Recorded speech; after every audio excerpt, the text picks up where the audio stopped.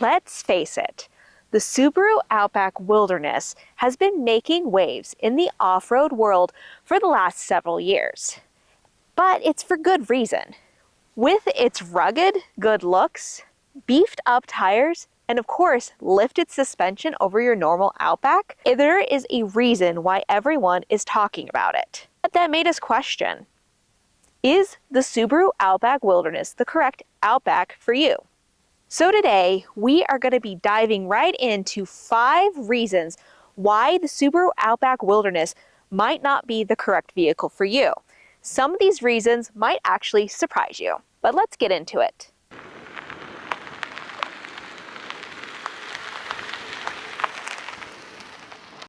So the first reason we're going to cover is that it's not your typical daily driver. This is meant for more going off the beaten path.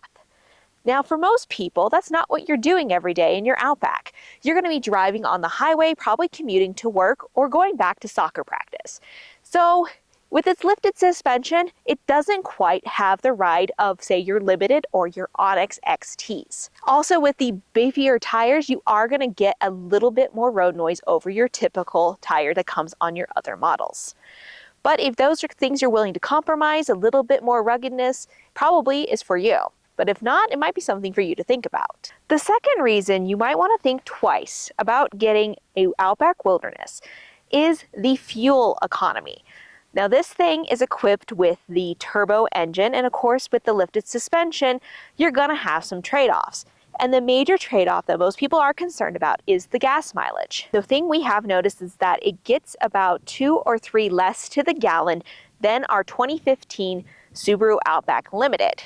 And of course, that is probably due to the suspension upgrade and the engine. The turbo tends to be a little bit more thirsty. Now, if you're looking at getting an Onyx XT or a Limited XT, you are going to get the turbo, so you will not notice as much of a difference, probably about 1 to 2 to the gallon. But if gas mileage is your priority, you're going to want to go with a different model than the Wilderness because the lifted suspension does kind of drag down the mileage just a little bit. But if you like their looks and you're willing to put up with that, it might be for you. Reason number 3, and we're going to address the elephant in the room here, and that is this is not a full-time dedicated off-road vehicle. And before you come at me in the comments, what I mean by off-roader is a dedicated 4low with high ground clearance. Now, you could argue that with the ground clearance that is provided by the Wilderness package, it could qualify as high clearance, so I'll give you that. But the lack of 4low in the Subaru Outback Wilderness does leave it having some issues if you go rock crawling. The other reason it is not considered a full-time off-roader is because if you're going to national parks and you want to do those other trails that are out there, they will not give you a permit to do them. So there has been some incidences over the last several years where the national park is actually issuing tickets to people with Outbacks or Subarus in general because of the lack of low range. Now, let's get back to the positive. It is a lifted Subaru. So if you're looking for something with cargo space, has a little bit more leg room than some of your mid-sized pickup trucks, and you don't intend to do things like Hell's Revenge, fins and things, you might just do some Onion Creek trails in Moab, things of that nature, this will more than fit the bill. But if you want to go for more extreme things and you're going to modify it, you might start looking at some of the other SUVs or mid-sized trucks that might take you those places stock from the factory. Something to think about. Now we're going to talk something that might surprise you, but let's talk about cargo space. Now, this one might surprise you just a little bit, but the cargo space on this Outback is more than adequate for my family's needs. I find that the Outbacks have decent cargo space, but that's not what everyone says online. A lot of people want that 3rd row seat, or they just want a little bit more headroom. As you can see, the Outback offers plenty of headroom, but if you're looking to stack everything to the moon, it might not have the amount of cargo space you're looking for. That's where people think that the 4Runner and other bigger SUVs excel. I would like to offer a compromise is that if you get one with a tow hitch, or you get a cargo basket to go on top, it has more than enough room and is more than enough capable for hauling a family of 4, even 5 if you're minimalistic enough. Now the main issue here is where this basket is, because I've got this whole thing full of camera gear at the moment. But this basket here, basically your cooler, you only have one room for one cooler, and then you might have room for a couple luggage bags. And that's what most people are complaining about, is that if they stack it up to here, they're not gonna be able to see. That's a problem with most SUVs. So I don't really see that. If cargo space is an issue for you, you're probably looking at the larger vehicles anyway, and you're probably not even looking at an Outback. But it is something to consider that this generation of Outback does have less room than our 2015 Outback Limited.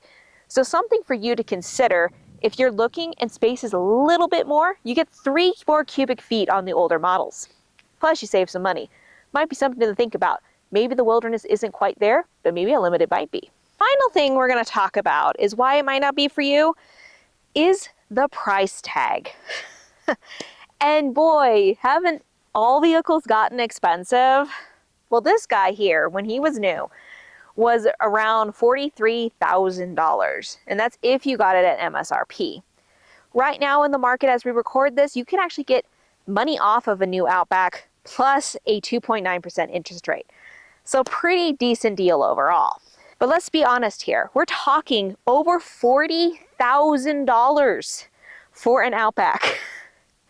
And the Limited is even more expensive. So you love the look of the Outback. You decided you're going with an Outback, but you're not sure if you really want that lifted suspension. You're not sure if that's really worth the price tag. We're here to offer you an alternative. And that would be the Onyx XT. They run around $38,000, so you're already saving almost $5,000. You get the kick-in engine that you want.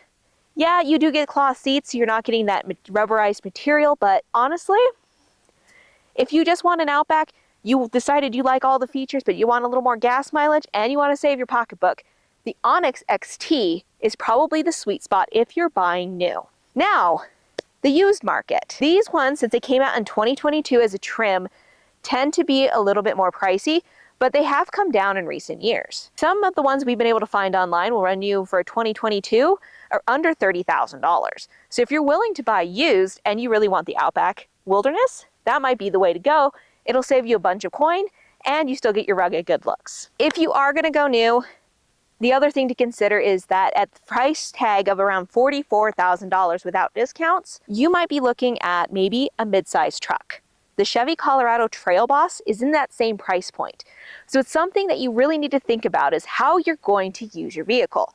If you're going to go off-roading a lot more than just worrying about daily commuting, you might think of a Chevy Trail Boss, a Tacoma SR5, or just an SR. Those might be a better fit for your lifestyle. But if you're really more commuting with occasional off-roading, kind of more gravel roads or things like Onion Creek or trails of that nature, maybe the Wilderness is right for you. You really need to consider what you're going to be using your vehicle for. So those are the 5 reasons why the Subaru Outback Wilderness might not be for you. And trust me, I love this trim on this vehicle. It is amazing. It has X mode. There's a number of reasons why I love this Outback Wilderness. But why don't you tell us what you think? Do you think that maybe $44,000 is a little bit much for an Outback and most people should be going with the Onyx XT?